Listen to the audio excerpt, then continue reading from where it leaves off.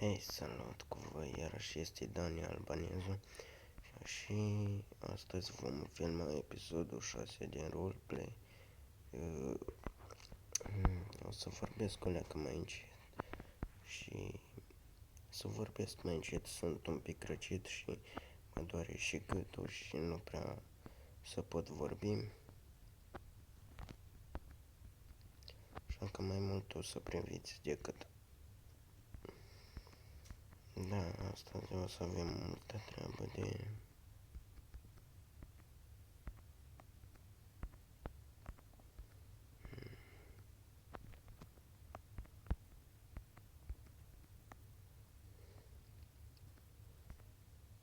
O să trebuiască să ne ducem până într-un loc, din câte știți, sau din câte știți, mi-am dat demisia de acolo, de la bancă.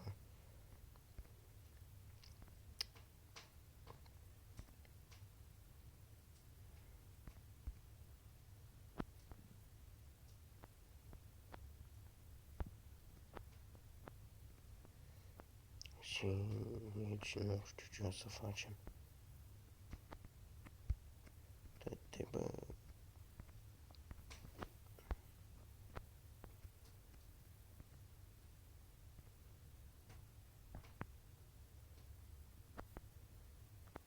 O să încercăm să ne angajăm la vamă.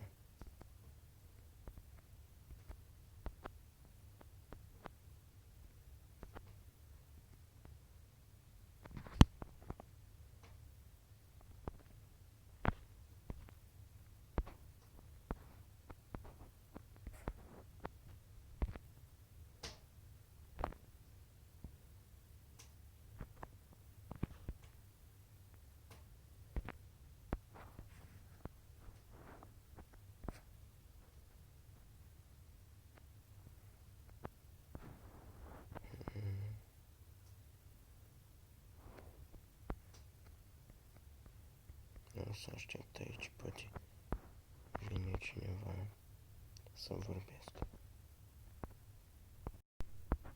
Da, m-am angajat. O să trebuiască să știi, câte vedeți, primesc câte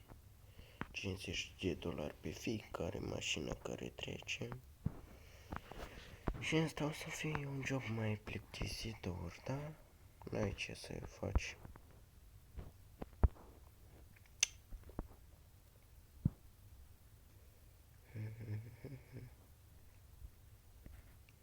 Da, acolo este mașina mea, care, din câte știți, e închiriată.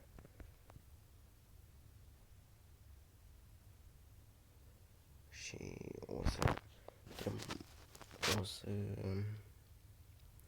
trebuiască să facem noi cumva, ne trebuie mulți bani, trebuie ceva bănișori ca să repar Land Cruiser-ul. Are o fractură la motor și mai multe are pe acolo. O să fie cam plictisitor ceva. Ia nu uite că trece unul. Mai vine unul. Tot polițești. Ce-s cu ăștia? O să mai pun pauză, o să mai revin.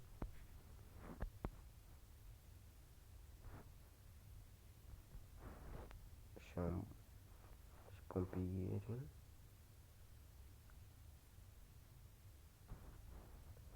Câte mașini de poliție trec și pompieri, nu înțeleg ce o să fie, da. Ne vedem după ce termin jobul. Da, s-a terminat ora mea și ne vom duce întâi să mâncăm și pe urmă ne ducem acasă. Bă, ce rău că nu găsesc măcar un job pe lângă casă la mine, pe lângă casa mea.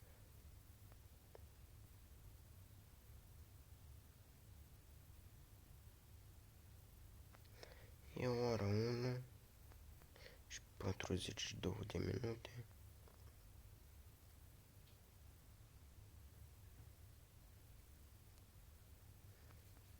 Wow, stai cam mult la... Dacă mă prindea că iar...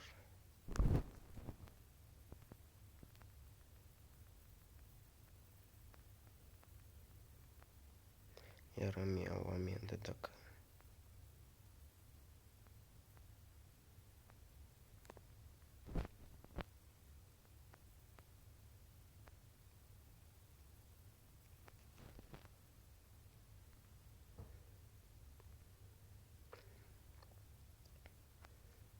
Și eu o să mă duc către autostradă sau nu am zis să mănânc ceva, dar mă duc și mănânc de la Omega. Nu vreau de la burger, așa că o să mă duc de la Mac.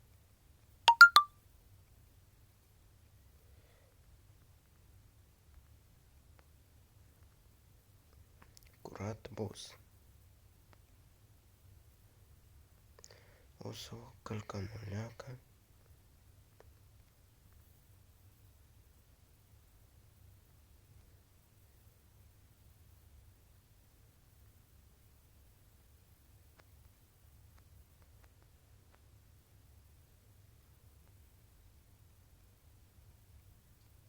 Curba de care se teme toată lumea, că nu poate intra la Pavarot. Cu viteză mare nu intră.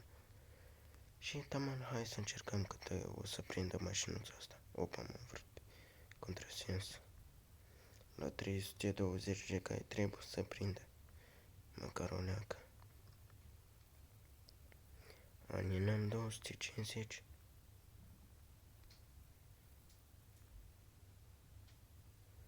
230. 40. Hai cu 260.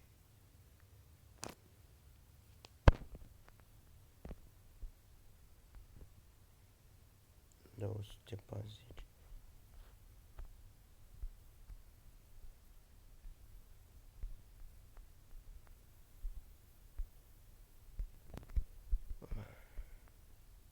Vrea să-mi fac accident.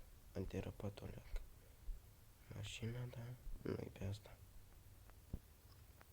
Trebuie să am grijă, dacă nu trebuie să mai plătesc. Dacă o lovesc sau ceva. Bă, cam îmi place mașina asta. Probabil o să-mi iau și eu una. Se duce bine, se înfige, nu consumă mult. Ce zicem? Nu consumă mult.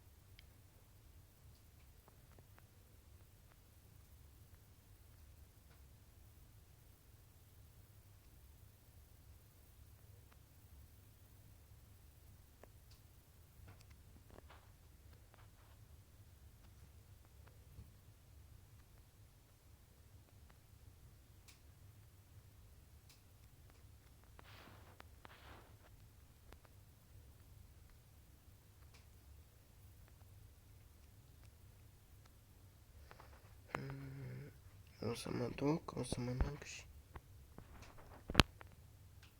și o să vedem ce facem. Da, am pornit spre casă, dar trebuie să filmez tot drumul, dar de pe acum mi-am dat seama că camera nu înregistrează.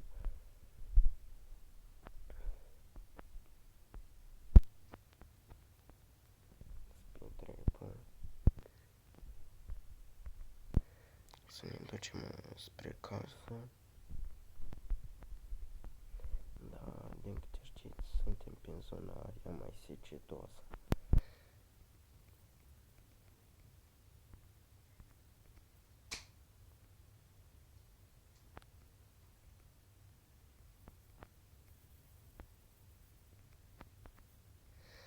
Da. Am vrea să zic că pe strada asta nu prea mergeau mașini, dar văd că merg acum.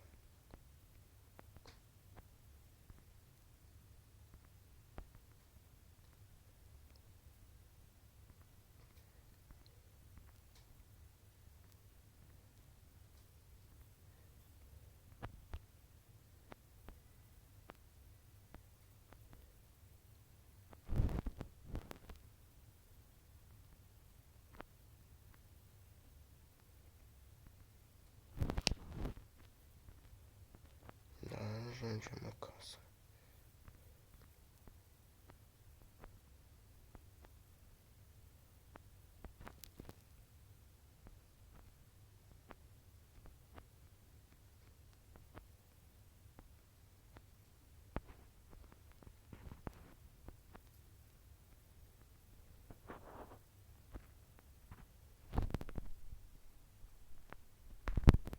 Și cam atât a fost cu acest episod. Nu uitați să dați like și să vă abonați la canal. Eu cu voi a fost Dani Albanezu și vă urez o seară bună.